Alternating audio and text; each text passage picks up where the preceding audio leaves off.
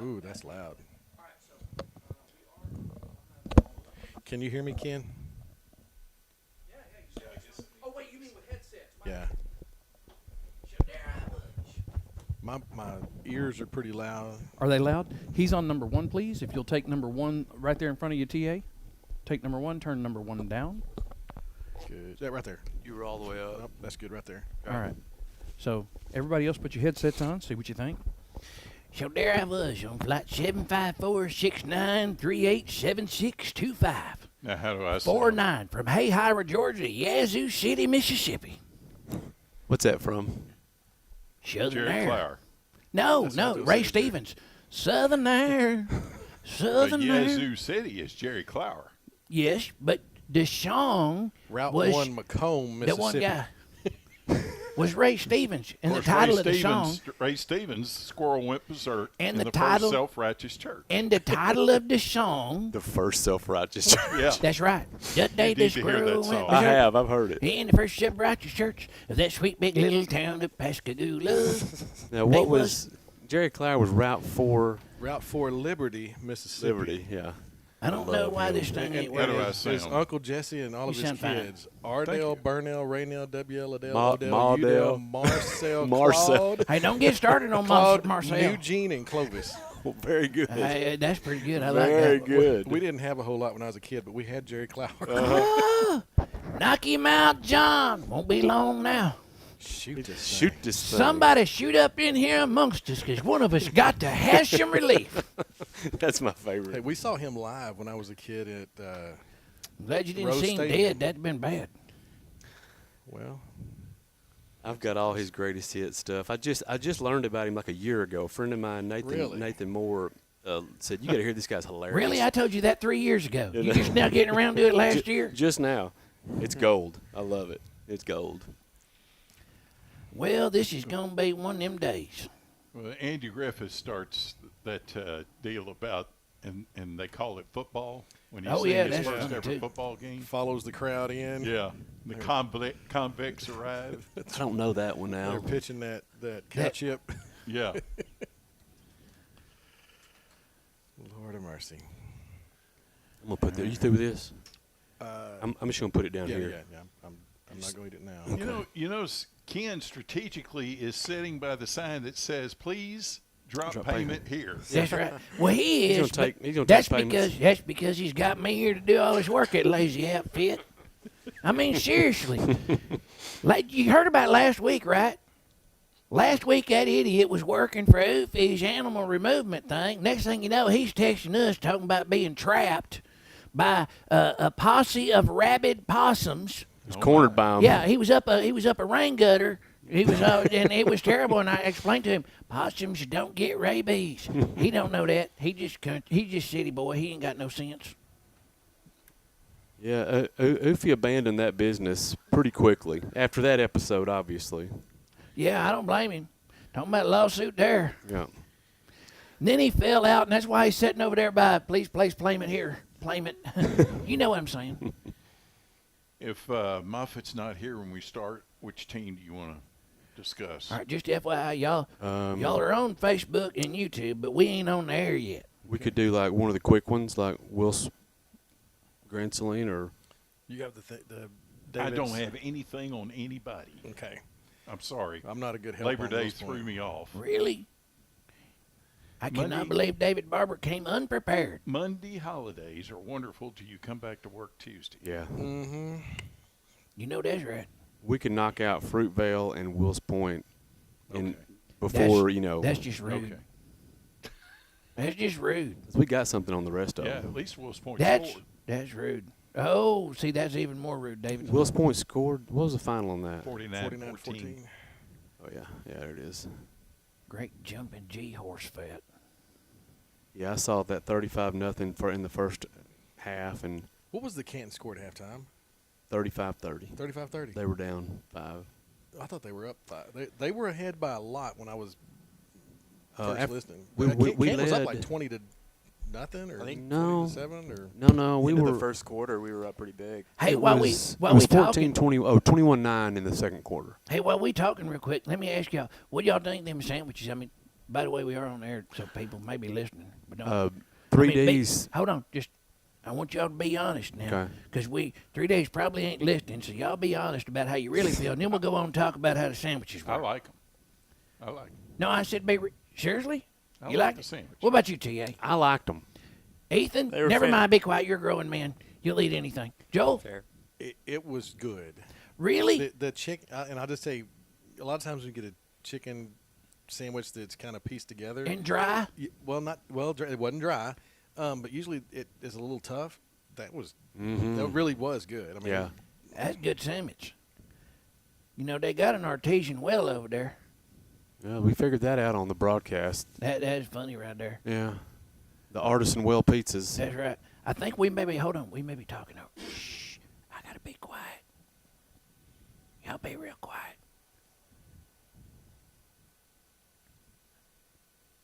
Never mind, hold on, we may not be good. I don't know what that idiot engineer Ken did, but dadgum. All right, so here we go. We're going to put a pause there.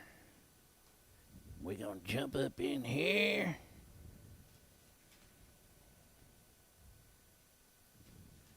All right, my dear friends, I think we are. Hold on, let's find out. Oh, we are. All right. So first of all, I want y'all to know we're at the TA Hale All-State Insurance Agency for the Huddle Show. In which case, you can ensure that you know all that you need to know about Van Zandt County sports. Take it away, Mr. David Barber, the dog father. And thank you, Engineer Ken, and welcome to the Huddle Show, your #1 source. Hold on, that's me. Hold on, I'm Junior. That idiot's sitting over there in the chair. I'm sorry. All right. He ain't got nothing to do but sit over in the chair today. Shall I continue? Please do. Okay. Now that you've been corrected. All right. Well, this is the Huddle Show, your #1 source for football information in Van Zandt County.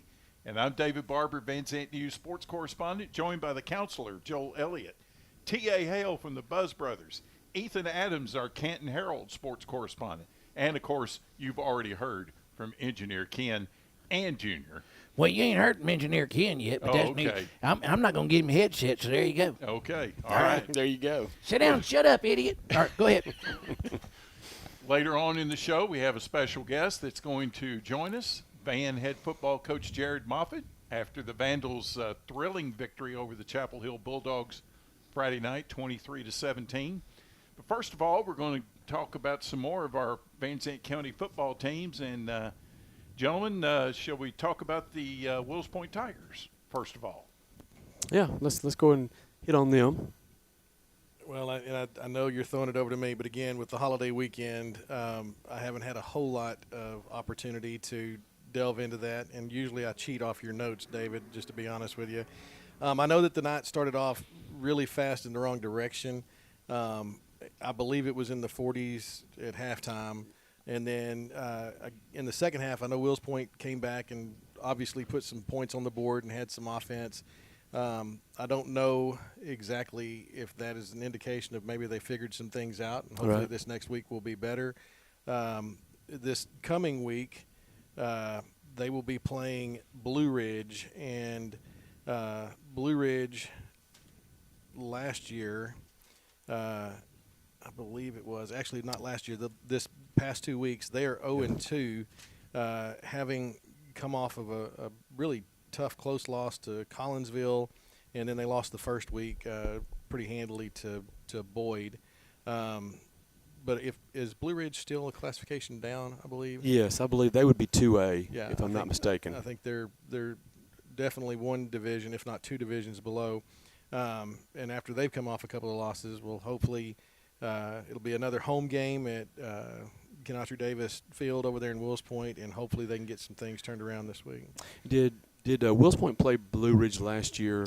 No, somebody told me, and I can't remember who it was, but they thought this was the first ever meeting between Blue Ridge and Wills Point. I guess I could The last time TA and I covered a game for Grand Saline Yeah. three seasons ago where they played Blue Ridge and Rains. I don't know that they've been at that same pace, but they were pretty good that season. That's right. I had forgotten about that, Joel. You're exactly right. So, that's two teams that have gotten off to a really tough start this year, both looking desperately for a win. And this one is another home game for Wills Point. So maybe they can get things on track. You just never know when it may click, and we don't know what may be going on since we haven't really been able to get in contact with Wills Point a whole lot and get a lot of information. You don't know what may be going on with some injury things over there, or who may be coming back, or things could be about to change over there. Who knows? Well, we sure hope so. And hopefully, since next weekend's not a holiday weekend, I'll have a better opportunity to get a hold of him. And hopefully it'll be a lot easier or more enjoyable on his part to have to talk to somebody if they come off of a win. So Absolutely. that would be great. And we're, like I said, the last time that Canton played Wills Point was in Wills Point back when my son was playing, and we were all over there with a rainstorm, and I don't know where they finished in district, but they were definitely in the playoffs and fared pretty well that year. So I think they won district like 4 straight years when Cranfield was here, something like that. They had a lot of success there, and sometimes a program just hits a rough spot, and so that's where they are at the moment. And some of those district championship teams that Coach Cranfield had at Wills Point, they got off to bad starts. 0-4 type starts, yes. And then when district came around, they got things rolling. They were playing the likes of Chapel Hill and Right. teams like that in their non-district season. Right. Well, another team that, had a tough night Friday night was the Fruitvale Bobcats. I don't even know if that game went into the second half or not, but it was a tough night. I don't know. it I did not hear that it got stopped. I don't believe that it would have gotten into the second half. They were playing Christian Heritage at a Longview, I think. Right. So the final on that was 76-0. Uh-huh. Right. So obviously they couldn't have scored any points in the second half because they would have already gone over their rules. Yeah. I'm pretty sure that was just a first half game. Which when we talk about our picks later, we'll get into that a little bit. But Yeah. that was.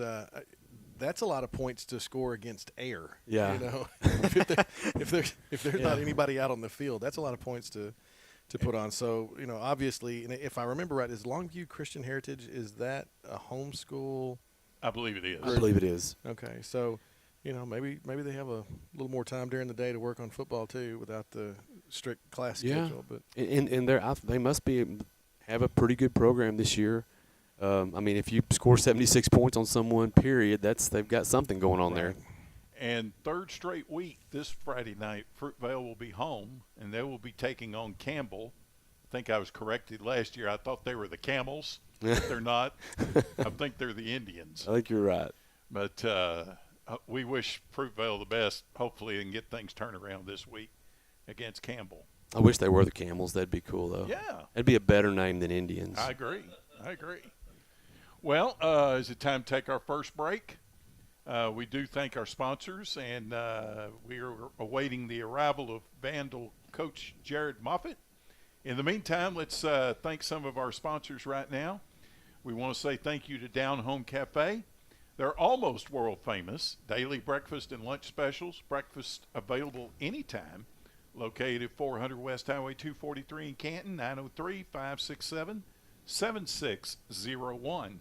We're brought to you by Exit Realty Pro at 1445 South Buffalo in Canton, 903-567-7777. We're brought to you by Goods Service Station. We sell service at Goods Service Station. Cooper Tires, state inspections, oil changes, mechanic work, computerized four-wheel alignment, storage buildings, 903-963-7848. Located at 172 East Main in Van, and they also carry farm diesel.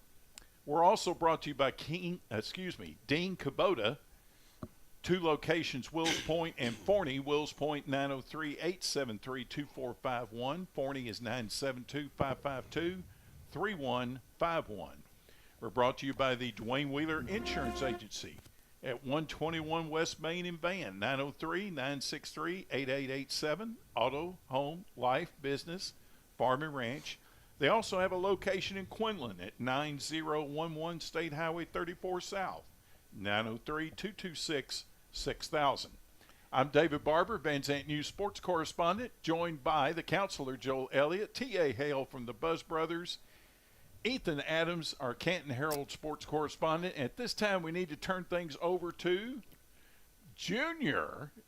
Join the Buzz Brothers this Tuesday night, September the 6th from 6 to 7 for this week's Huddle Show. It is brought to you this week by Big Boys Auto Glass in Canton. The crew will look at last week's game results for Van Zant County Schools and look ahead to this week's game. Make sure you check out BigBoysAutoGlass.com. By the way, sir, my thumb was faster than my jib. Just saying. Should we identify the voice on that commercial spot? Or does he like to go? He is the epitome of wanting to be heard and not seen. He is the no, that's Bonus Billy, but whatever. Yeah, that's right. I was going to say. Right. We won't identify him. No, but it's Bonus his Billy. initials are Bonus Billy. That's right. That's right. So, David, let me throw one more thing out Yes, there sir. before we move on from. We have moved on from Fruitvale. Let me back up for a second on All right. Fruitvale, because it's rare, being the kid of a math teacher, that I get to use the transitive property. But Campbell has also played Oakwood. First week, Fruitvale lost 47-0 to Oakwood, and Campbell last week lost 55-6 to Oakwood, which would mean that Fruitvale lost by 47. They lost by 49. So Fruitvale could win by a safety this week just based on the transitive property. Hold on, I just want to say something. How many people did we lose in the audience the moment he used the words transitive properties? All of a sudden, sounds like a real estate issue. I just want to know if he's going to use this as part of his strategy in the pick segment. Oh, you know he is. That's what had me looking at it. I see. Interesting. Okay. Just preparing myself for my picks. All right. As we await the arrival of Coach Moffitt, let's move on and talk about another one of our teams. We want to talk about the Edgewood Bulldogs. I think we should. I tell you, the Edgewood Bulldogs are off to a great start this year. They went over to Raines on Friday night, picked up another win. That was 56-13. Like we talked about last week, they really expected this to be a tough physical game. There's a little bit of a rivalry that is built up between the Bulldogs and the Raines Wildcats.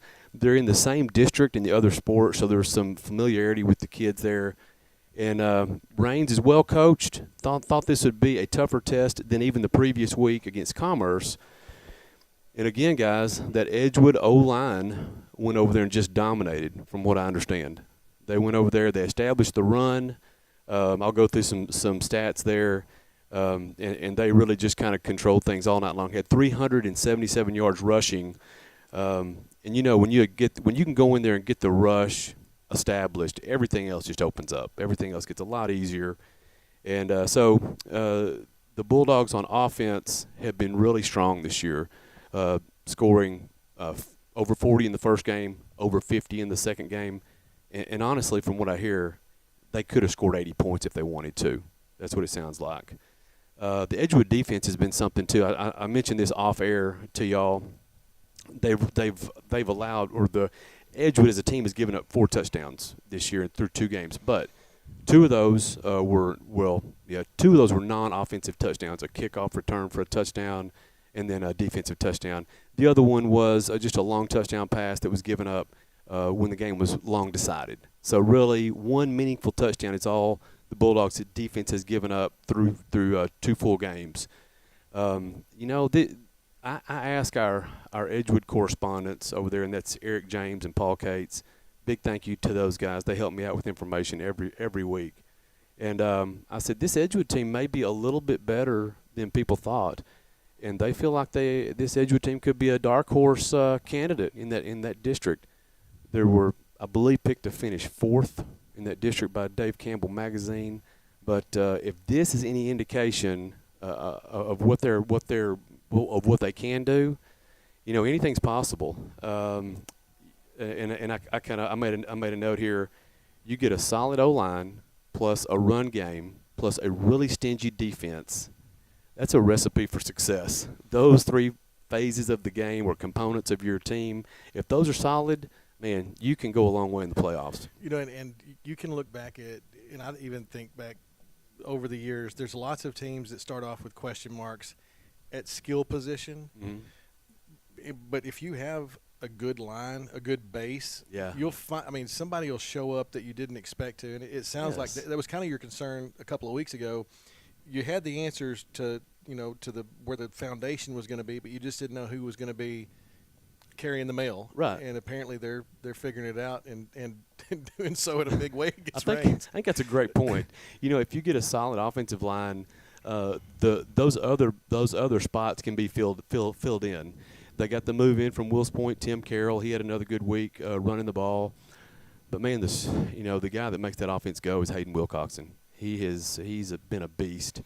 We've been calling his name for this is the third year. I'll go ahead and give you a few stats here. He passing, he was 10 of 20 for 129 yards and 2 touchdowns. Rushing, he ran it 13 times for 159 yards. Also, the running back we talked about, Tim Carroll, he carried it 9 times for 64 yards and 3 TDs. Also had Casey Leith carried it 10 times for 58 yards. So they did share the ball some on offense. It sounds like. Receiving, you had Brady Bannister again this week leading the way. Only 2 receptions for 47 yards, but did have a touchdown. So the Edgewood offense and defense really clicking right now. The word that comes to mind is complementary football. The offense and the defense both really going.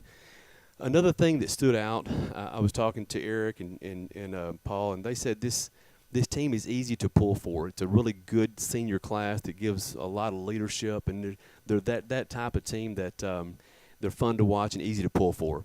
So I feel like there's a lot of hope over there in Edgewood. Coach Guerra is doing a fantastic job, and but now they have got Scurry-Rosser coming up this week.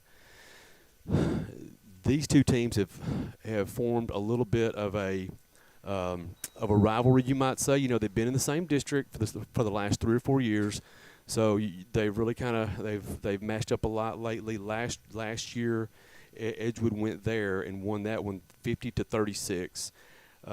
Scouting report on Scurry-Rosser is that they're good on offense. They can score. And I ask our correspondent Paul Cates, what do they do well on offense? Are they balanced? Do they run it better? He said pretty balanced, but they do throw it well. He said they got a really good screen game. The timing is really good on that, and they make a lot of yards there. But that also, when you get that screen game going, that makes it hard to blitz the quarterback. That makes it hard to put pressure on the quarterback, obviously. And then that seems to lead to everything else opening up, they said. The quarterback is a big guy. He's one of their better athletes. He can run it. He can throw it. And they just couldn't emphasize enough that this Scurry-Rosser team can score. So we've seen Edgewood put points up. They're going to need to continue that. They're at home. They host Scurry on Friday. So we wish the best to the Bulldogs, and they can just keep this thing going. I got a question. I was just curious. How were the field conditions? Did they say anything about that after all the rain we had last week? I was just wondering about their field. Looking at the score, it didn't seem to affect Edgewood too much if the field was bad. But yeah, did not mention that. Yeah. So. And then just in my preparation, I'd seen that Scurry's undefeated. Mm-hmm. And their first 2 games, they've scored in the 40s, and nobody's scored 20 points on them yet. So this could be could be a test. Scurry beat Italy week 1, 41-19. Beat Bonham last week, 48-18. And so these two teams are kind of trending toward a collision here in week 2. Yeah. And so that could be a good game over there at IT James Stadium in Edgewood. I did want to say I got to see Scurry play some last year, Mm-hmm. and I did see the Edgewood game too. And that quarterback he's pretty legit. He is a big guy, and he can play quarterback. So yeah, in that classification, if your quarterback is one of your best athletes and he's a big guy, it's a big advantage. Really is, especially if he can run it. If he can run it also, that's just hard to defend. So best of luck to the Edgewood Bulldogs. Absolutely. And so that's 7:30 Friday night at IT James Memorial Stadium in Edgewood. Junior, we need to take another break, or do we go on to another team? You darn Skippy, we need to take a break. I've been holding it for. No, go ahead. Do that thing you got to do. My. I should never have asked Junior that question. My bad. All right, let's take a break. Let's talk about some more sponsors, and let's talk about Tim James Insurance Agency, Home, Auto, Business, and Farm, 548 West Highway 243 in Canton, 903-567-0627. We're brought to you by the Legacy Dental Group, family dentistry, cosmetic dentistry, oral surgery, orthodontics, sedation dentistry, 240 East Highway 243 in Canton, 903-508-2923. We're brought to you by the State Farm Agency in Wills Point, Rick Johns, 100 North 4th Street, 903-873-2858, Auto, Home, Life, and Health. We're brought to you by Ricky G's Auto Repair. Check with us for all your auto repair needs, 903-963-1540. They are located at 215 Quail Street in Van. We're brought to you by M Squared Management, Property Management Company, 1435 South Buffalo Street in Canton, 903-502-0202. We're brought to you by Craft 64, Burgers and Sports, 30176 State Highway 64 in Canton. And we're brought to you by Robertson Electric, Commercial and Residential Air Conditioning and Heating Service. Free estimates, 2 locations, Wills Point, 903-873-2461. Terrell is 972-563-5254. I'm David Barber, Van Zant News sports correspondent. Pleased to be joined, as always, by the Counselor Joel Elliott, T.A. Hale from the Buzz Brothers, our Canton Herald sports correspondent, Ethan Adams, and Junior is here and walking into the door. The timing could not have been any better. Well, hold on. While we're shifting, let us go ahead and also tell you that we are brought to you by. Although 3D Pizza and Wings in Canton serves great pizza and wings, they have some really good sandwiches. They have 2 types of baked sandwiches, and they offer a variety of fresh garden salads. Ask about the deep fried cheesecake. You can dine in, you can pick it up, or have it delivered. Open Monday, 11:30 to 8, Tuesday till 4, Wednesday and Thursday till 8, Friday and Saturday till 9. They're located at 105 South Buffalo Street in Canton. Call 903-567-4448. 3D Pizza and Wings has the best pizza and wings around. I did stop. I don't know what happened there. It's just like all of a sudden things just went crazy. And anyway, Coach Moffitt came in, and that just, all of a sudden it was hammer time.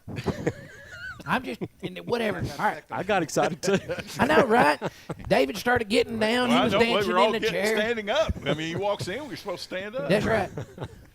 Hey, we're back here on the Huddle Show with the Counselor Joel Elliott, T.A. Hale from the Buzz Brothers. I'm David Barber, Van Zant News sports correspondent.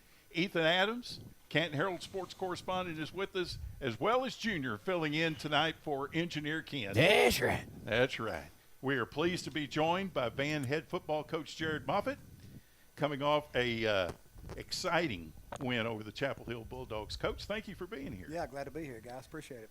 Well, Coach, I'll ask you some of the things that we discussed this morning, but assess for me just a rundown of your thoughts on the Chapel Hill game from last Friday night.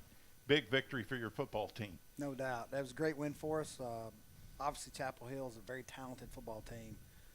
Played to the state semifinals last year, and we're within minutes of going to the state championship game. Had a bunch of those players back, really talented on offense, and I don't think they get enough credit on defense either. Their defensive front's really good, but they've got talent all over the field, and so it was a huge win for our team at this point of the season, especially with we got a lot of young guys playing. We had especially on offense, we had three starters back on last year's offense. And so to find a way to win that game this early in the season, I was just really proud of our kids and the way they played. I thought they battled extremely hard for 4 quarters and just hung around, found a way to get that thing done. You started 5 sophomores Friday night? Yes.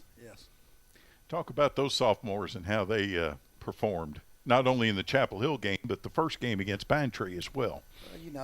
You and I have talked about it a lot over the years. As sophomore playing on the varsity, sometimes it takes a little while to settle in a little bit. We've had some of that, but we do have a number of sophomores starting for us. My kid Jackson's playing quarterback. I thought he played better week 2 than he did week 1. He had some big throws, some key moments. Also had a couple runs. I'm not sure where that came from, but he had some big runs there, 2 or 3 runs in the game. Easton Hinch is playing corner. We kind of anticipated him playing a lot of receiver. He's playing corner. Easton made a huge play down there on 3rd down. That goal line stop in the 4th quarter that kept him out of the end zone, preserved the win. Really, Easton made a huge play on 3rd down, tackled the quarterback, by himself, and that was a really big play for us. Anyway, these guys, what I know about these guys is they got to keep growing up and they got to keep getting better. And actually, I look at our team, and like everybody else at this point, we're playing without some guys. Wyatt Dell started for us as a freshman at outside linebacker, and we're hoping to get him back in a couple weeks. He hasn't been able to play this year. He's had a broken wrist that kind of carried over from summer. And Asher Hawkins, we really thought he was going to start for us and make a lot of plays for us at receiver.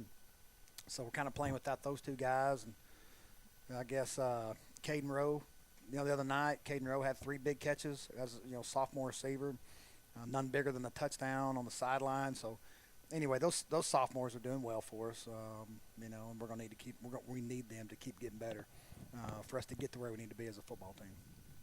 And talk about your senior class this year, the leadership they're providing for your football team on the field, off the field. I wanted to give you an opportunity to talk about your seniors. Yeah, well, it's a really good group. It's not a big group, in terms of the number of seniors on our team. It's actually one of the smaller senior classes that we've had. Some key players in there, though. Obviously, a number of those guys have started for us as sophomores, but obviously Bo Barton, the way he's playing, Bo played tremendous the other night. I think he had 15 tackles and 2 sacks, 1 for a safety, 4 tackles for a loss. Bo played out of his mind the other night. And like I said, we needed him to. Garrett Flory, on both sides of the ball. You and I talked about him this morning, but Garrett's a 3-year starter for us at safety, and he's always played well there at safety, but he's running the ball extremely well for us this year. Had some, some key runs the other night, none bigger than the, 20, whatever that was, 22, 23-yard touchdown run. That was our last touchdown. It was a great run, dove into the end zone there. But Braden Hullum has played well for us, and he moved from linebacker to defensive tackle, is doing a great job in there. Kepler Maltop starting at center for us. And playing well. It's his first year to play center. He's settling in and doing a good job there. So these guys, they're just they've come on, and I told them yesterday after practice. I kept all the seniors and talked to them for a second, and just kind of told them how much I appreciated them. And I tell every team we're only going to be as good as our senior class, and that's we say that every year. I probably say it on this show whenever I'm on it, but. Doesn't mean the seniors have to be all of the best players, but they set the tone for our team. And I thought those guys set the tone for our team the other night. And I've heard Nick Saban say one of the qualities of a great teammate is to be at your best when your team needs it the most. And I would say that was factual about some of our seniors the other night. And so it's a great group, and we've really enjoyed them, and we're having a lot of fun with them already as seniors. Yeah, Coach, it seems like you've not only got a lot of sophomores and young players playing, but also contributing. And I feel like we've seen this year after year where graduation hits you hard, but you bounce back. And it's really a credit to the program that you're building. Sure. What would you accredit that to? Just what types of things are y'all doing that causes that, would you say? Well, I appreciate that. It's a tremendous compliment to our kids and to our program and to our coaches. I think there are a lot of factors. One, and I've said this for, this is my 13th year in Van, which is crazy. But the kids have worked hard in Van way before I showed up. Kids have always worked hard in Van. Blue-collar kids, hard-working kids, do whatever you ask them to. And so I think that's a factor. Our kids work really hard, and, that plays into it. The fact that all of these kids have grown up in our system because we haven't changed very much offensively and defensively. A lot of the things we do now are the things we did 10, 12 years ago. Right. And so these kids have grown up in it. And I've been here so long. I don't know if there's anybody left that ever got coached by anybody else. You know the kindergartners. You know, well, when like they first started. These seniors, I think they were 6 Yeah. when I got to Van, and we've been fortunate to be able to keep a lot of our key coaches. You know, some of our main coaches have been here the whole time. We've got a great staff, and so I think that plays into it. The guys just grow up doing the same thing over and over again. Yeah. And sometimes, you know, maybe a kid, he may not be a great athlete, but he gets good at doing something that we need him to do. Yeah. And he becomes a key contributor for us. We've seen that over the years. And so, like I said, I think there are a lot of factors that go into that. And, you know, like I said, it's fortunate. And, you know, this year, especially on the offense side of the ball, we knew that, hey, we're going to depend on some guys that haven't done it yet. And, Yeah. You know, and like I said, hey, it's still early. One thing I know about sophomores, they can always play like sophomores. They can always do that. But they're not freshmen. You've learned they're that. not freshmen, you know, and they play good one week, and then the next week we're like, what has happened to this guy? So maybe we can avoid that. Yeah. But no, I appreciate it. If I can, so you talk about how these kids have kind of been in this system, and I think that it's hard to do that at some of the larger schools, the 6A and even the 5As. At what age, you know, because it seems like, you know, the old saying, you know, you don't really you reload, you don't rebuild, and that kind of seems what y'all have. And it's like the kids, when they step in, even if they're freshman or sophomore, it's like they're not having to learn a new system. When do they start working on y'all's? I mean, honestly, we're like actually most people. It's 7th grade, really, but at the same time, you know, it's not just necessarily our system or what we do. You know, I told the kids going into the Chapel Hill game, you know, this game of football, it's not always about talent. It's a game of toughness. You know, it is. It's a game of will. And like I said, that mindset of Van kids goes back way before I showed up in Van, and Coach Fowler and David Goff and those guys. And so, you know, one of the things about Van is, you know, we got a guy there, Rusty Smith, that's been running the Pee Wee Football League, you know, for 20 years. I mean, maybe 20 plus. He's been running around coaching kids in Van way before I showed up. And even though they're not necessarily maybe running our offense or our defense down there, what he does a great job of in coaching all those guys, and all these kids that have come through Van, they know Coach Rusty. You know, my kids played for Coach Rusty. And people around all of these communities know Coach Rusty because he's been coaching against them all these years. But what he does a great job of is he starts preaching to those Van kids when they're younger, hey, that's what makes you special, your toughness. You know, we're going to work harder. You know, we're going to be tougher. We're going to be physical. He starts preaching that into those kids. And I do believe it is a mindset of the community of Van to be that way. I think, you know, Coach Rusty down there does a great job with that.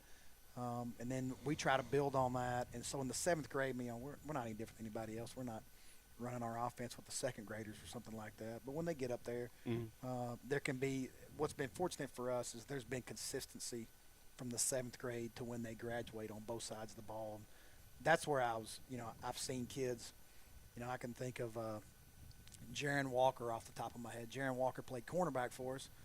He was a senior in my son Jayton's class, and he was a backup corner. He played on JV as a junior, and we had some injuries. You know, that was the year, David, we had Reeve Hughes and JJ both got hurt. Yes. And we looked up, and Jaron Walker's playing every down a corner. And he played really well. And Jaron Walker played really well. And if you'd asked me for the season, hey, do you think Jaron Walker's going to play well for you? I was like, well, I think he's going to be a backup. You know, and you look up with some injuries, and Jaron Walker's playing corner. And did a tremendous job. And so I think that's what I see with that is Jaron Walker played corner, 7th grade, 8th grade, 9th grade, 10th grade, 11th grade, and he got an opportunity as a senior with some injuries. And he played that position. He knew how to play that position. And so I think that we get the benefit of some of that. You know, once you establish that winning tradition in your program, now you got kids who aspire to be Vandals. Those 10-year-old kids at the games on Friday nights, they want to be that. Well, and you're right. And you mentioned that, the difference in a 5A or 6A school. Right. And that's one of the things that's special about these communities, one high school towns, you know, and every kid in Van, they know they're a Vandal. It doesn't kindergarten. You know you're a Vandal. It's no different. Every kid in Canton knows they're an Eagle. Mineola knows they're a Yellow Jacket. And that's a special thing. Absolutely. I grew up in Sulphur Springs. I was a Wildcat, man. I couldn't wait to be a Wildcat. Yeah.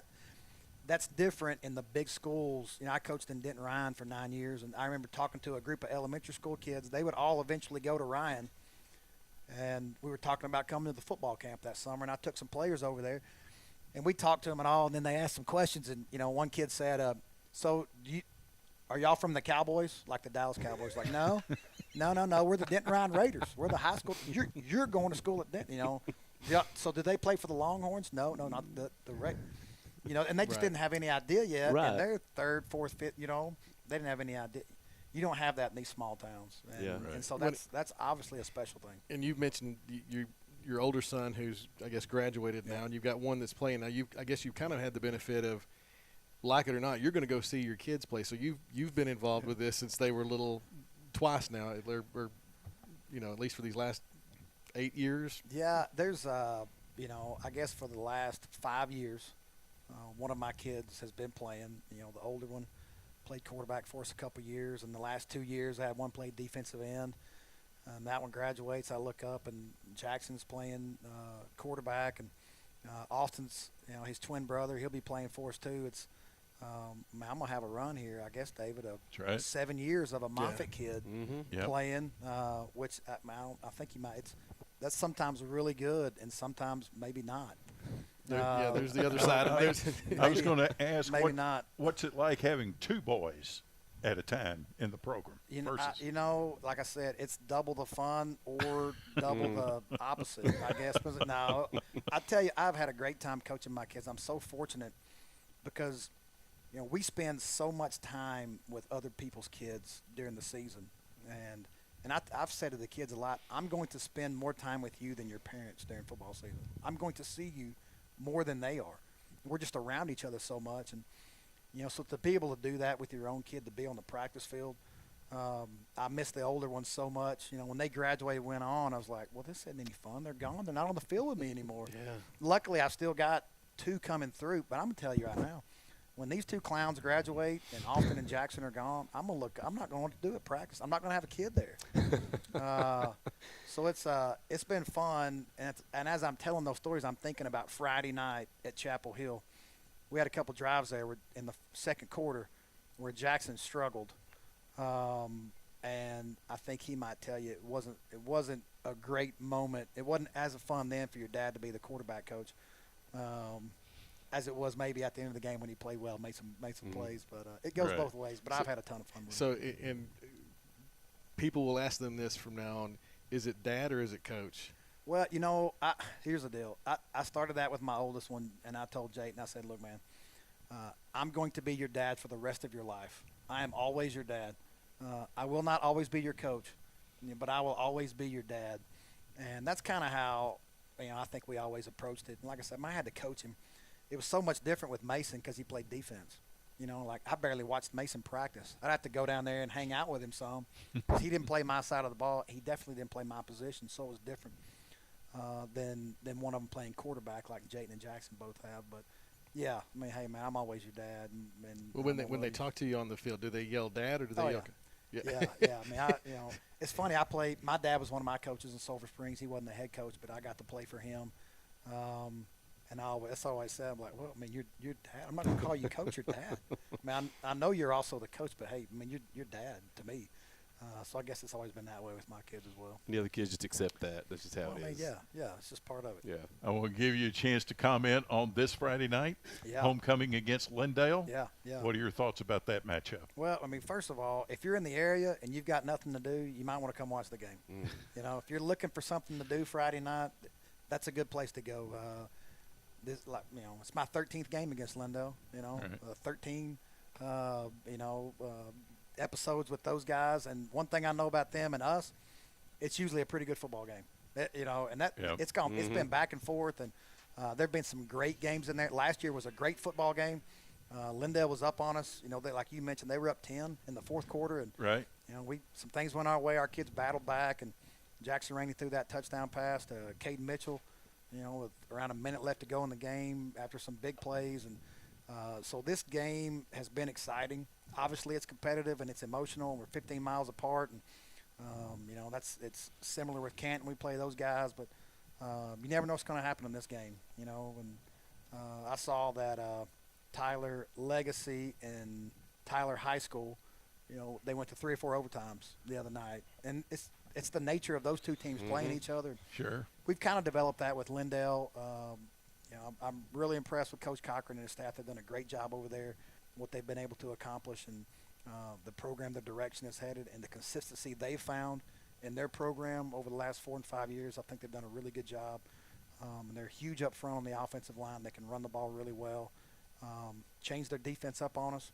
So they got some different looks for you on defense. But I know when Van and Lindale play, there are going to be a ton of people at the game. It's going to be a great atmosphere. It'll just be like playing in the playoffs. And that's awesome. after it kicks off, man, it'll be a lot of fun. And even when they went up to the 5A classification, that didn't seem to the rivalry didn't waver at all. No, you're right. Yeah, if anything, over the years it's gotten better. Yeah, it's really gotten better, and so it's made for some good football games over the last 10, 12 years, and we'll be excited to be a part of another one this Friday. And you got homecoming on top of that. Right. People make a lot of deal about homecoming sometimes and who you pick for homecoming, and I'm like, hey, it's pretty simple for us in Van. It's the last non-district home game. That's who homecoming is, and it falls. We have 4 non-district games this year because of a 17 district, and Lindale happens to be the last non-district home game. So the one thing it will do, if you weren't going to have a big crowd anyway, because you're playing Lindale, you're going to have a huge crowd Friday night with it being homecoming and playing Lindale. I got a feeling that the stands will be packed on both sides, and it'll be a lot of fun. A lot of alumni will go ahead and make it back for that game. Yeah, no, it's a great one to come to. Like I said, man, there've been some classic contests, I guess, between us and them, and we're looking forward to it Friday night. Coach, thank you so much for coming. Anytime. We appreciate it. Absolutely. And I told these guys earlier, I believe this is the second of 3 interviews that you and I are going to be involved in today. Sounds right, yeah. So by the end, a couple hours from now, when you do the next interview with our sister station, KMU, I'm getting better at it. My 3rd time around, I should be better. But I do know this. I'm nowhere close to catching you. It's 13 years from me and Van. Where are you at, David, covering Van football? Well, this is overall, it's my 41st season. Right. I mean, I don't think I got that in me. I know Coach Fowler was the head coach, 28? 26 years, I think. I'm 13. And you're number 2 on the list now at 13 years. That is true. I think David started in 1840 what? Yes, exactly. Leather helmet days. I guarantee you. Coach, you're still going strong. Don't worry. You're still going strong.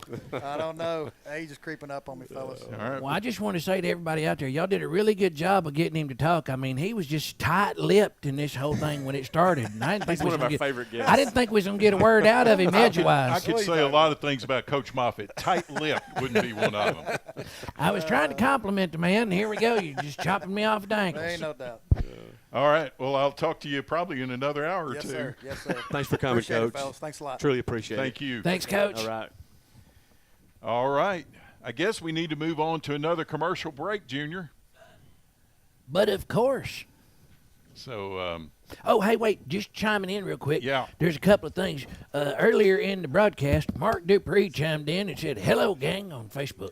Scott Myers said, "Gotta love Andy Griffith," when we were talking about Yep. that before we got on there. And then he said, "Rabbit possums." That ain't what I said. He said, "Rabbit possums, good grief." I said, "Rabid." B-I-D, not B-B-I-T-T. Anyway, Kimberly Hill says, "Hey," and then Scott Myers says, "Coach Moffitt has arrived." that's right. And now he's gone, Scott. There you go. There you go. What a great interview. Hey, let's recognize some more of our sponsors, and we'll come back and talk about the Canton Eagles, and I believe we still need to talk about the Grants Lean Indians as well. Yes, so sir. we'll come back and talk about those teams here in just a moment.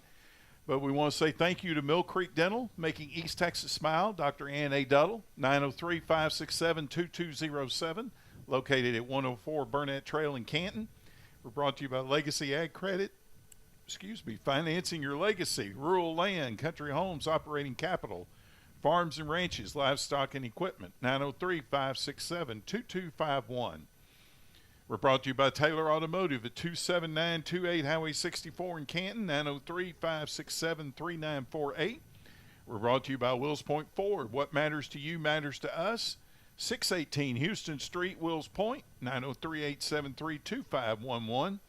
We're brought to you by Thompson Equipment, 30387 State Highway 64, Wills Point, 903-865-1616. And we're brought to you by the Zach Pruitt State Farm Insurance Agency at 295 North Maple Avenue in Van, 430-388-2006.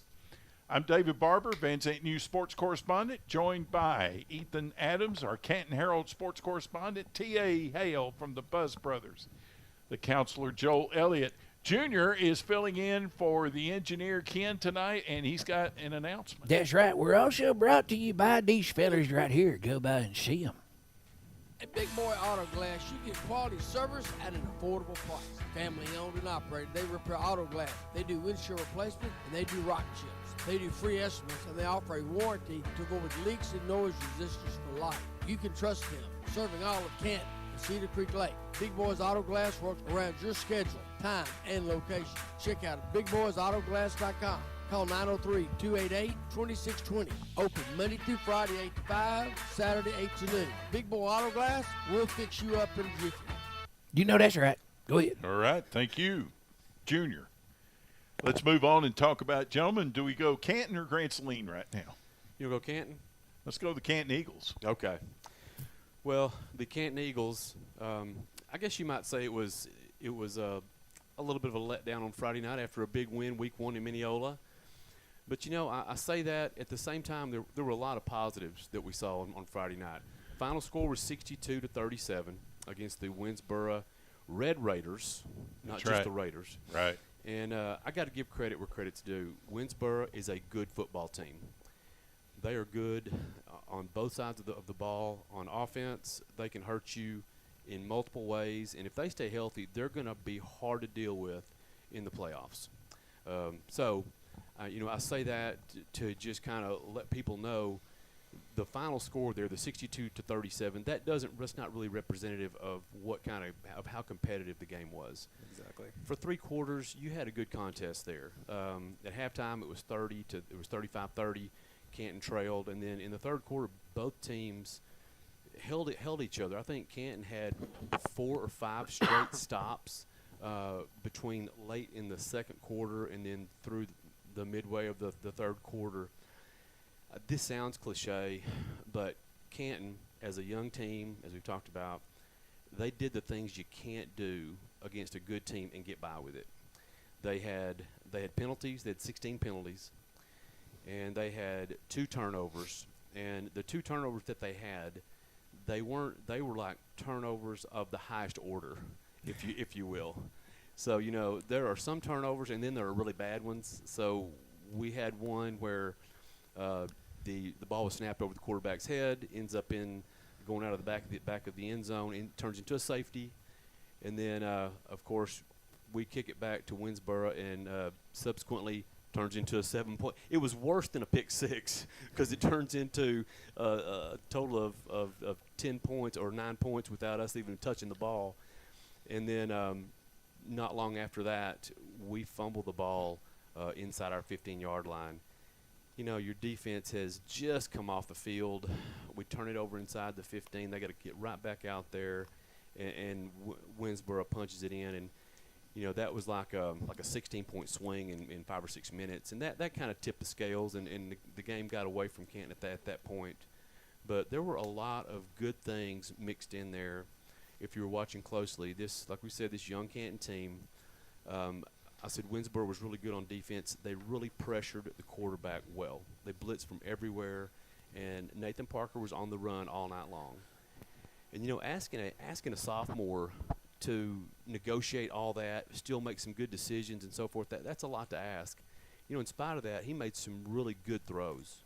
The stats may not have suggested it necessarily, but if you're watching, you could see that guy slowly kind of figuring it out as the game went on, especially in the second half, just some decisions he was making. There was evidence that this kid could be a really good player. Let's see. My takeaway on the game just itself, this team is fun to watch. They do a lot of good things on offense. Justice Petrie, junior, number 14, has turned into a big playmaker. He had a kickoff return for a touchdown, couple of big catches. Cam Shaw did his thing again. You know, offensively, we put up 37 points. That's a lot. That's back-to-back games where you put up points in the mid-30s against a good defense. This team's fun to watch, easy to pull for, but it's not going to be without growing pains. It's just with a roster this young, with kids who are playing really for their first meaningful snaps on varsity. You're just seeing some growing pains here. I'll give a few stats. Cam Shaw, y'all, he's on an offensive rampage. He was 28 carries, 184 yards, 4 touchdowns. He's on a touchdown bender. I mean, what is that here? He had 4. I think he had 4. So he's got 8. He's got 8 in the last 8 quarters of football. He's on a roll. And he's pushing a half century in yardage, or more if you count receiving yards. Yeah, and return yards in 2 games. It's got to be over 500 by now. Yeah, it does. It does. He's really off to a great start. But the kid makes me nervous. He never goes down gracefully. You ever notice that? He always ends up going down in some kind of somersault. That specific one where he flipped over, yes. I know exactly. Yeah. Yeah, so we hold our breath. He just doesn't know the meaning of quit. He just will not go down. Pound for pound, he's the strongest kid in every football game of pound for pound. Nathan Parker was 15 of 32 for 189 yards. And, you know, he had a couple of touchdown passes dropped, or he'd had a couple touchdown passes. No picks. Hadn't thrown an interception this year. Where's some wood I can knock on right there? So kids making decent decisions out there. Like I said, Justice Petrie, he had a kickoff return for a touchdown. He had 3 receptions for 77 yards. Tootie Prox had 8 catches. He got a lot of activity for 88 yards. Logan Fagley had 4 catches for 24 yards. I met with Coach Regal this morning, and he pointed out that Canton played 18 defensive series on Friday night. Wow. That's unheard of. 18 series. That's 96 plays on defense. And for those of you who watched, Winsboro goes so fast. They're so up tempo. They got in. You know, they got in 90 plays, you know, on the offensive side of the ball because they're just going so fast. Canton had more time of possession than Winsboro did, but Winsboro had easily more offensive plays because they just snap it so fast and go. Total offense, Canton had 391 yards. That was 202 rushing. Passing was 189. So that's very serviceable in terms of total yards. That's fine. Very balanced. Almost 400 yards of offense. But man, you know, Winsboro is going to put up those kind of numbers on a lot of teams. It's not just Canton. The defense, Eagles defense, did force 3 turnovers, and that's something they did against Mineola as well. They forced turnovers. So correct me if I'm wrong. Between Canton's offense and Winsboro's offense together, there's about 150 plays run from scrimmage. Can you believe that? My gosh.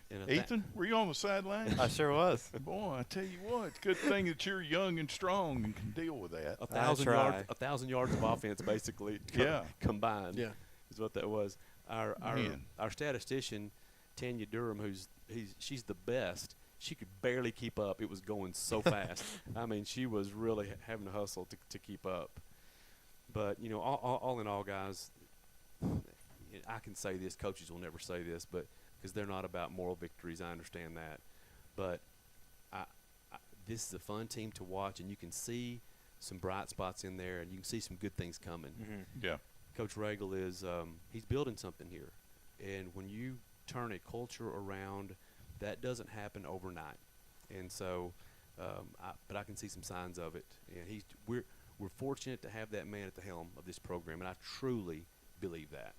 One thing I noticed about Nathan Parker was they let him air it out a little bit more than they did against Mineola. You didn't see as much of the Wildcat with Cam Shaw. Good point. And he hit on a few of those deep balls. He hit on one to Chanston, and then one to Petrie for I think it got him to the goal line. But he showed the ability to hit on the deep ball, and I think that's one of the most promising things. It is. There's evidence of that. He can throw a nice ball. So now the Eagles go to Caddo Mills on Friday night. and that's a little bit of a rivalry. It feels like. Would you agree, Joel? We Yes. With Jacob's junior and senior year, we went over there 2 years ago, and there was that big shootout that they had, and Canton came out on the wrong end of it. And then last year, kind of the same thing at our place, but it kind of got away from Canton at the end. The Caddo Mills Foxes 2-0. Week 1 they beat Nevada Community 29-0, and last week they beat Bullard 42-35, and that one surprised me. If anybody knows anything about that, speak up. I don't know if that was. I know it was on a last-second touchdown. Okay. That they won, but I don't know anything more about the game. I was surprised when I saw that score that Bullard was that competitive. Mm-hmm. That's what I mean. I saw that too, and that was something. I don't know. Something had to have been amiss that night because that didn't add up to me either. Does that tell you more about Bullard being better or Caddo Mills being worse than they have been in the past few years? I think that's you the can question. probably answer that question better after seeing Caddo Mills in person this week. Yes, Oh, yeah. absolutely. Yeah, because I looked at Bullard week 1, and they had Maybank. They did beat Maybank, I think. I think that's right. It was a fairly close game, but we think of Caddo Mills as having gone multiple rounds deep in the playoffs for the last 2-3 years, and then Bullard was picked to finish last in Canton's district, and so for them to compete there, it left me wondering what was going on, and so we don't know. The last 2 seasons before this one, Caddo, I guess it was 2 seasons ago, they had, I think the kid's name was Miller or whatever, the quarterback. Yeah. That was just I asked my dad, I said, well, is he the best player you watched? He said he was the best player I watched tonight. Yeah. the night Yeah. that he played. And then last year I was kind of hoping that they would have a little bit of relief. And, the last 2 seasons, it wasn't just the one kid. I mean, their program seemed to just kind of fill in the holes. Yeah. So this Bullard score really kind of confused me. Perplexed me. You said they kind of just fill in. It's like Caddo Mills has some kind of factory over there. The Mills. For like they're milling football players. The average 5'10", 175-pound, pretty good athlete, can throw it, can catch it. They're just everywhere. Mm-hmm. And so the last 2 years after and I forget, I'm drawing a blank on their quarterback's name from 3 years ago, after he graduated, one of their starting receivers stepped in there. Stepped in and took it over. He took it over, did a great job. He graduated last year. Same thing happened. They've got one of the receivers from last year playing quarterback this year, and Coach Regal said he looks just like the other guy. And unless things change this year, the last 2 seasons, you would think these kids knew each other from Little League or something. I mean, it starts at the beginning of the game. There's a lot of chirping at each other and little extracurricular activity and all of that. And, they'd never seen each other. This happened fast. This picked up quickly. This little rivalry started within the first, quarter of that game 2 years ago. But, I was going to ask you your airtime for Friday night, since Engineer Ken is not here to tell you when you're going to start. Well, number one, it's whenever he tells us. But I think it's 7:10 on air for the pregame, and then 7:30 kickoff, unless Coach Ken tells me different. All right. Well, first of all, I don't know that I'm going to let him out of the box. But if I do, that'd probably be the time he'd say. I mean, if it was me, you know me, I'd crack that whip and say, get in there at 6:45. Yeah, whatever they tell us. Just whatever they tell us. Junior, should I take a break before we talk about Grand Saline? Well, you should at least take a breath, so I'm going, yeah. Okay. I didn't mean to cut you off. No, I'm done. You're perfect. All right. Well, let's go to another round of sponsors, and we do want to thank the Sarah Clayton State Farm Agency in Canton at 1164 South Buffalo Street, 903-567-0555. We're brought to you by UT Health East Texas Urgent Care, 301 East State Highway 243 in Canton, 903-567-4692. We're brought to you by Plumbing by Roger, 903-833-5667, serving Van Zant County and all of East Texas. We're brought to you by Wills Point Chevrolet, Chevy Drives, Texas, 903-873-2561. They're located at 660 Houston Street in Wills Point. And we're brought to you by Van Zant Farm and Ranch at 118 East Main Street in Van, 903-963-3651. They have feed for horses, dogs, cattle, chicken, wild birds, pig, fish. They also have gardening items, seeds and fertilizers, organic feeds available. I'm David Barber, Van Zant News Sports Correspondent, joined by the counselor, Joel Elliott, T.A. Hale from the Buzz Brothers, Ethan Adams, our Canton Herald sports correspondent. And at this time, we're going to turn it over to Joel, who has information for us about the Grand Saline Indians. All right. Thanks, David. So I actually went to the game last week. I didn't stay for the whole thing, but I got to go back to my alma mater and sit in the stands and watch. And I'll tell you, they had some injuries or illness that had a few players out, including middle linebacker Brown. And he's one of their, he's the guy that pretty much is the center of all that on the defensive side. On offense, they're still pretty consistent. They run the ball. The Amaya kid, he's more of a solid, he's a big, stout kid. There's another kid named Butterfield is his last name, and he's one of those kids that when he gets the ball, any play could be a big one. He has the breakaway speed. He's got the quickness that's not typical of Grand Saline. So the other night when I watched it, at the start of the game, it was kind of back and forth trading punts, and then Grand Saline held them on a 3rd and long, which would have given them real good field position. An untimely penalty stopped that, and then it ended up costing them some points. And then once there were a couple of touchdowns on the board, it kind of, made it to where they couldn't get back in it. And then, in the second half, I'd left for that, and it doesn't look like the score changed any at that. Being that this was a holiday weekend and I didn't get a hold of Coach Drennan, it was a Monday today when I woke up somehow in my head. But nevertheless, Grand Saline plays Emory Rains, which Edgewood just played this past week, this coming Friday night. So as far as a test to kind of give you a apples to apples, that would be a good test to see if I think Edgewood what was it last week, TA? Edgewood beat Rains 56-13. Mm-hmm. I mean, it was pretty handy. Yes. So if Grand Saline has trouble with Rains, then that would be a bigger concern for me. And if they come out and play well, then hopefully that would be an indication that these first two teams that they've played are good, and not just that Grand Saline may be having an off year, because Cooper, who won the first game, was ranked number 12 in the state. Just beat Hooks, which is another good team. Palmer is now 2-0 after beating Venus the week before Grand Saline 20-63. So Grand Saline, though they've lost 2 games, they've lost to 2 undefeated teams, one of which is state ranked. And if in consecutive weeks, Rains is playing Edgewood, and now they're playing Grand Saline. So unless Rains has some injuries or something, this might be a good test, especially if Grand Saline gets healthy and gets their linebacker back and the rest of the kids that have been out with a bug.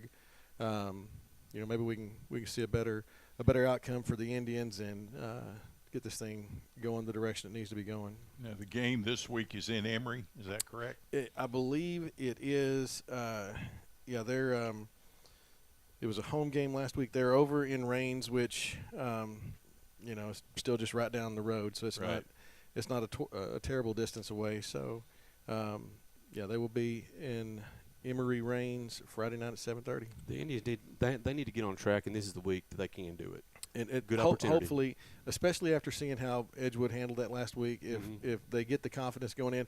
And I'll just take Grand Saline still got some young players, and it seems like when things are going good, everybody's hyped and up. Mm-hmm. But when things start to go bad, they haven't figured out how to just come back out from under that yet. And like I said, once Palmer got some points on the board, it seemed a little deflating. Yeah. So if they can go out there and when they scrimmaged against Van, I think once things started going well, everybody was excited and it was going great. But if things go the other way, it seems that same momentum, could have an effect over there. So hopefully they don't get down in this one. Yeah. Well, all right. It's time to get into our picks segment. And I'll tell you, I'm not sure I want to hear what happened last week. So far as I'm concerned, I think I was basically a no-show. Junior, I'm going to try to do better this week. It's got Junior all choked up just thinking about how bad my numbers were. Sure, that's funny right there. Well, here's the good news is, David, you had a nice lead going in. Was. A Well cushion. ahead. He had a cushion there for a a cushion. moment. a cushion. And now things kind of tightened back up. Yeah. The pack pulled back together. I needed to have a good week, and I did. So did Ethan. Absolutely. So, And I think Joel learned, don't be cheating off David's homework. I'm just throwing that out there. well, that's so I'll just kind of give you the totals through week 2. David 5-8, Joel 5-8, TA 4-9, Ethan 5-8. So it couldn't be any closer. Could not be any closer. So we'll go ahead and get started this week. Now, excuse me, I just Yeah. want to let you know that I have somebody that has been texting me for the last 10 minutes wanting to know who the sponsor is going to be. Okay. Well, So if you will, just read that slowly so I can respond to this person's question. I will. There's been as usual. There's been a change to the sponsor, and it's Oofy Sportsbook and cryptocurrency mining research. And what he's researching is what cryptocurrency mining even is. So it's in the early development stages of the business. So that's the direction he's going this week. Could you give that one more time, please? Okay, that's Oofy's Sportsbook and cryptocurrency mining research. And Oofy, if you're listening, I've already got my miner's helmet with the little flashlight, and I got a canary in a cage, and I got a pickaxe. I'm ready to go to work, buddy, whenever you're ready. Just let me know. I'm mining them cryptos. He's already got all the manpower he needs. That's right. And can, but he does have to figure out what cryptocurrency mining is before he actually hands in a business plan to the bank to get the financing that he needs. Yeah, because I So want to get paid. I still working on I that. want to do it for free. Okay, so without further ado, let's go ahead and get started. Week 3, game number 1, Wills Point hosts the Blue Ridge Tigers, who are 0-2. Last week, Blue Ridge lost to Collinsville 54-50, and the line, the Blue Ridge Tigers -7, and your total is 45. David. I'll take Blue Ridge and under. Okay. Joel. I'm going to take Blue Ridge over. Okay. I took Blue Ridge and over. Ethan. I want Blue Ridge and over. Okay. That was easy. Everybody's going Contra Godfather. Yes. Game number 2, the Fruitvale Bobcats versus the Campbell Indians. Yes. Indians 0-2, so you got a couple of winless teams here looking for their first win. Last week, Campbell lost to Oakwood 55-6. We've talked about earlier in the show. They have 2 common opponents already. Campbell.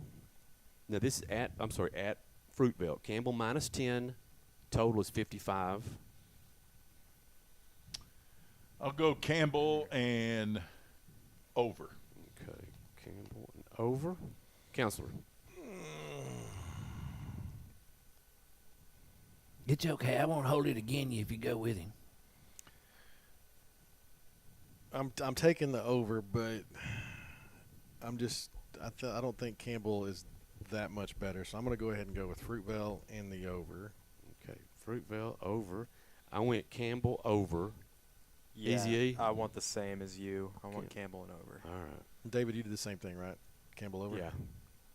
You're the only one that strayed, Counselor. I live there. It's the only way to get ahead. We're due. Only way to get ahead. All right, game 3. The marquee game of the week, I call it.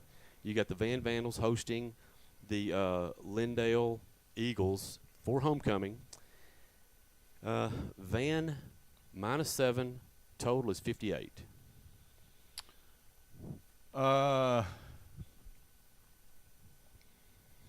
I'm going to go Van, and I'm going to go over. Okay, Van over the total. Counselor. I'm going to go Lindale over.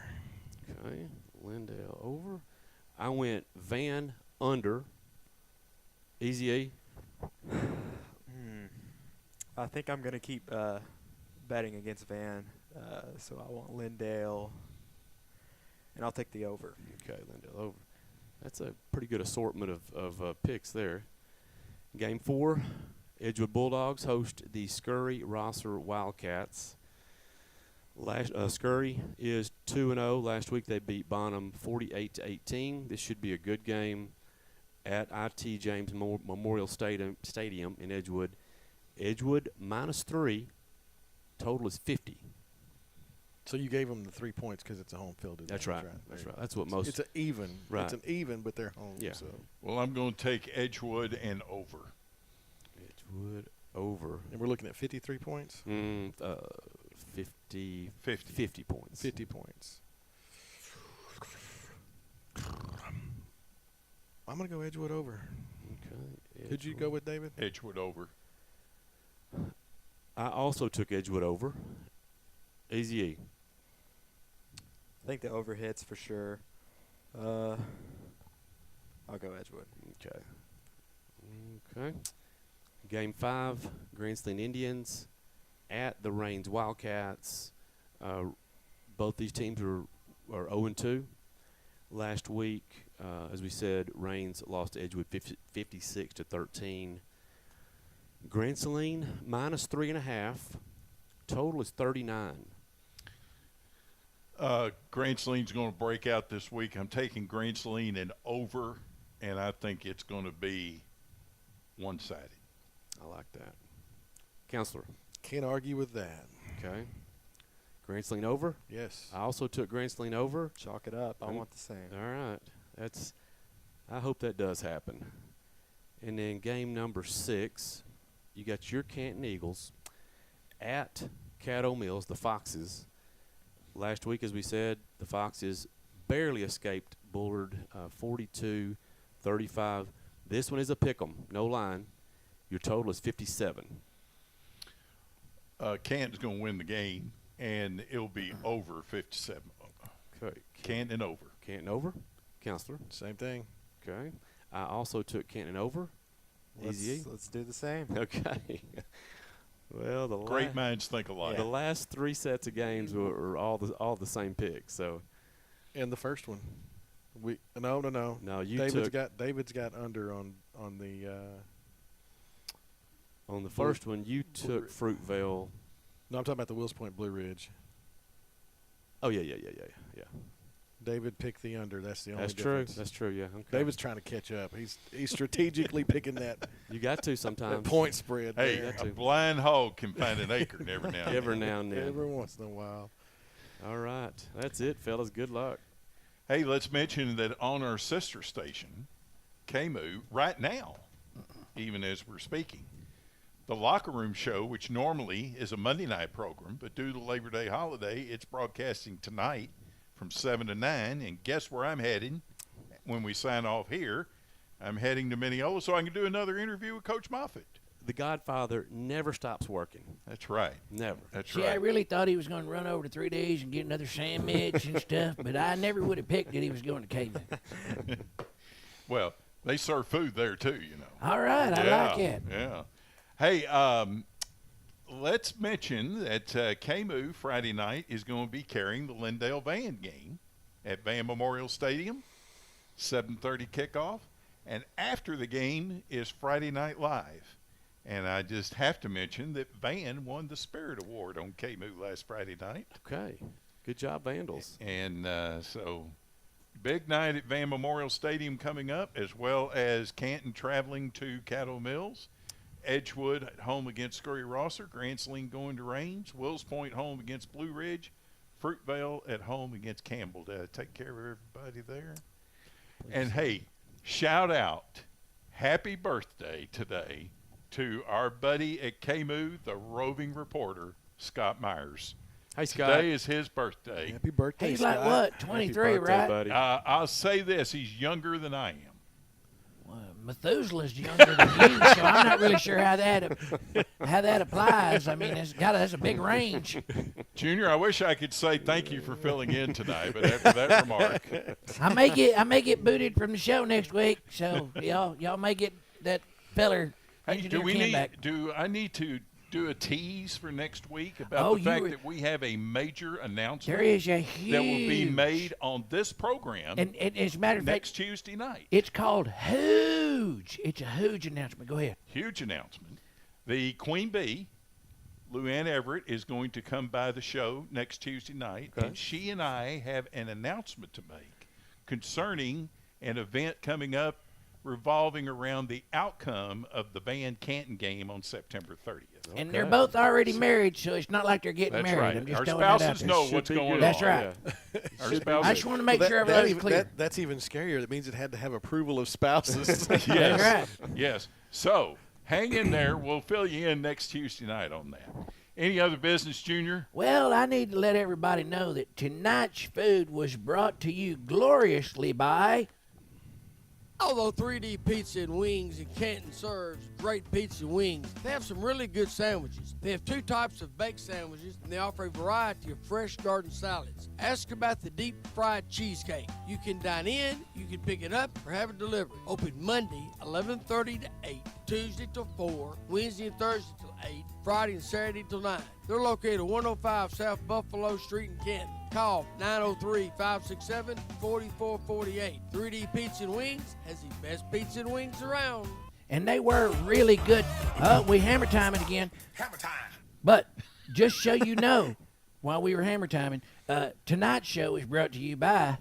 At Big Boy Auto Glass, you get quality service at an affordable price. Family owned and operated, they repair auto glass. They do windshield replacement, and they do rock chips. They do free estimates, and they offer a warranty to go with leaks and noise resistance for life. You can trust them, serving all of Canton and Cedar Creek Lake. Big Boys Auto Glass works around your schedule, time, and location. Check out BigBoysAutoGlass.com. Call 903-288-2620. Open Monday through Friday, 8 to 5, Saturday, 8 to noon. Big Boy Auto Glass, we'll fix you up in a jiffy. And this is where you say, don't rush me, big boy. All right, go ahead. Any more business needs to come before us. If not, for Junior filling in for Engineer Ken tonight. That's right. For the counselor Joel Elliott, T.A. Hale from the Buzz Brothers, Ethan Adams, Canton Herald sports correspondent. I'm David Barber, Van Zant News sports correspondent. Thank you very much for joining us, and Coach Moffitt, thank you for being here tonight. We really enjoyed having you with us. So, as we always like to sign off, we want to say that you have been listening to the Huddle Show on the Bee. And now, having said that, we are still actually on air because I'm not as good as DJ Ken at getting all this other stuff, or Engineer Ken at getting all this other stuff going. So we're actually still on air until I can find a way to press stop and play like this.